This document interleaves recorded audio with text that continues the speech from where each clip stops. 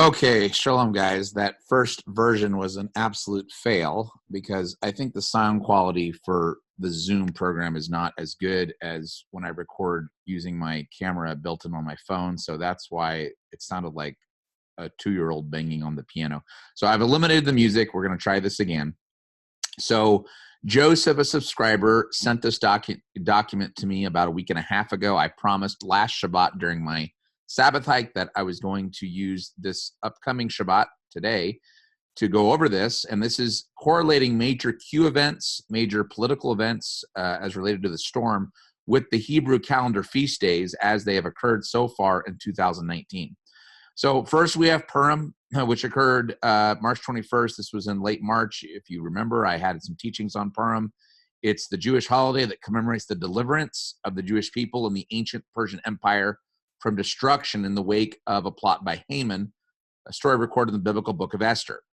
And what happened? Here we had former special counsel and former FBI director Robert Mueller, who submits a report to Attorney General Barr on March 22nd, 2019. So it's literally the day after Purim. Also, you have the New Zealand mosque shootings on March 15th, 2019, less than a week before Purim. And of course, that was used by the deep state to try to get 8chan and Q removed. That was one of their first attempts with the mass shooting to try to attack Q there. Next, we have Pesach or Passover, which this year occurred in late April. This, of course, is the Jewish holiday that commemorates the story of the Exodus, in which the ancient Israelites were freed from slavery. Also commemorates, of course, the day 1,300 years later that Yahshua, Jesus, was crucified. He was literally crucified on the day of Passover. And then, of course, he was buried for 3 days and 3 nights, and then he resurrected on the Feast of First Fruits and became the first fruits from among the dead. So that happened in late April. Of course, it's the Passover, and then you got the 7 days of unleavened bread. And the events that happened here, we had the Notre Dame fire breaking out on April 15th, 2019, which if you've watched And We Know Who Decodes Serial Brain 2, that was a white hat event to try to foil what the black hats were attempting to do. Attorney General Barr gives a press conference on the Mueller report that happened right before Passover. And then the black hats retaliation occurred with the Sri Lanka massacre on that Sunday, April 21st, 2019. Then you had what's known as the second Passover. So in Torah, if you are unclean or if you're traveling and you're not able to celebrate the first Passover, you can actually keep it a month later in the second month on the 14th day. So this year it occurred in late May. The Passover that's how important to observe and celebrate Passover it is, because without the blood of Yahshua, the Messiah, then you have no foundation. So that's why it's the only Hebrew feast where you're allowed to keep it a month later if you miss it when it comes in the first month. So this year it happened in late May. And of course, this is right around the time when President Trump ordered the D class. It was right around May 22nd or 24th. I know it happened Memorial Day weekend, which was like the third weekend in May. So this is when, of course, President Trump ordered that D class. He bypassed Dan Coats, the director of national intelligence, that traitor, and sent it directly to Attorney General Barr. Next major feast day was Shavuot or Pentecost.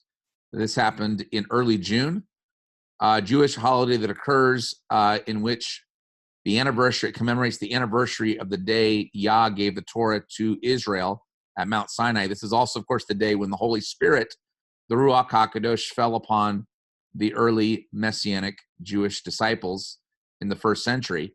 You have to have the Holy Spirit to obey his commandments, his Torah, and the Torah is good guideposts, safety rails when you are filled with the Spirit. So Torah and Spirit, Spirit and Torah, it's all very, very important holiday. Shavuot, Pentecost, one of the most important ones.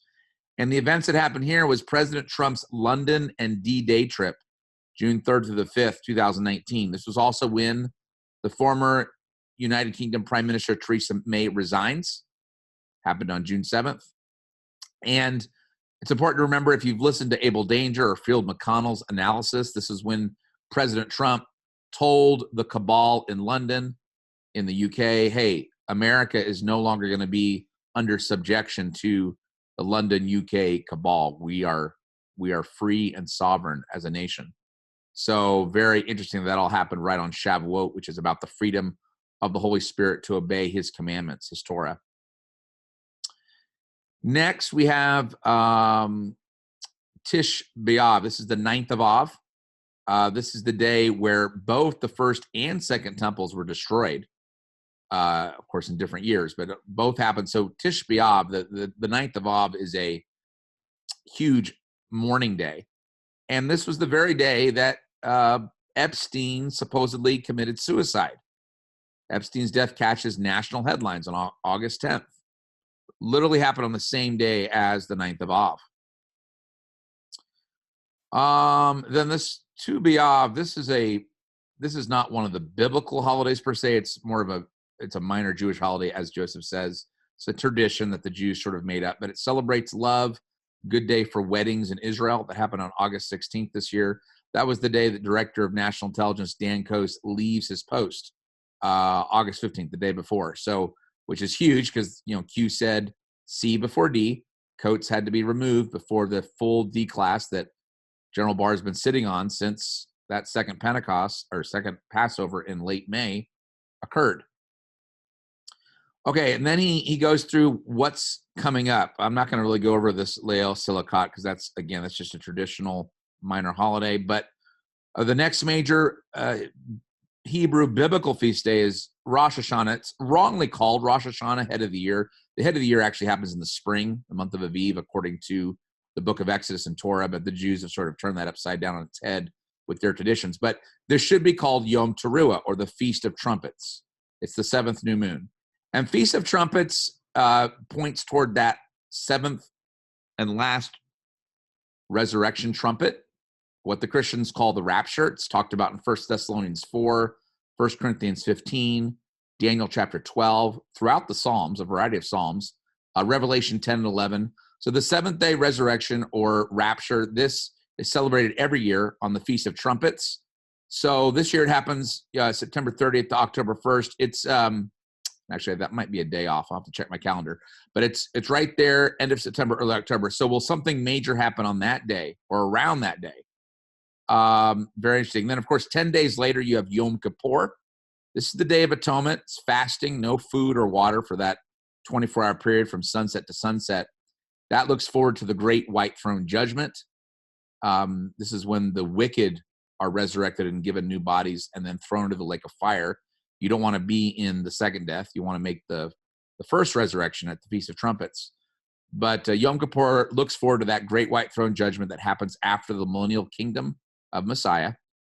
So will something related to judgment happen on that day? Justice and judgment brought upon the head of the deep state or satanic pedophiles. That'll be interesting to see. And then 5 days after that, you have the 8-day feast, wedding feast, the Feast of Sukkot or Tabernacles. This is depicted in Revelation 21, where the fullness of Yah tabernacles with man in the new heavens and new earth, the new Jerusalem. This is after the 1,000-year millennial Sabbath reign of Messiah. This is the crown jewel of all the feasts. You go into sukkahs or temporary dwelling structures or tents. It's like a camping, 8-day camping. It's the crown jewel. It's the most festive of all the celebrations of the year. And so maybe something will happen here in mid-October. Then you have the 8th and final day, 7 days you're in that sukkah or tent, temporary dwelling structure. And then on the 8th day is the last great day, which points toward Revelation 22, those living waters gushing out of the throne of the Lamb. So this is the last great day in late October. So will something happen there?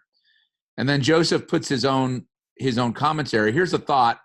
Could the mass arrests or big events occur very soon as far as the Jewish holidays coming up? Doesn't necessarily have to fall on the holiday. It could be a few days before or after. Could the Hebrew calendar be a guide to Yah telling us? It seems interesting that the corrupt are running nervous right now and increases right around the Jewish holidays. And so, as he notes, it doesn't have to happen, on necessarily right on the day. It can happen a couple days before or after. But anyway, I thought Joseph did a really, really good job of showing how, at least so far in the calendar year 2019, how these Hebrew Jewish feast days have correlated with major political and Q events as it relates to the storm. So I hope this blessed you all. Again, I'm sorry for the first version that I put up. I'll remove that and put this up in its place so that this is more clear. All right. Shalom, everybody. I hope everyone found this very, very edifying. Shabbat shalom.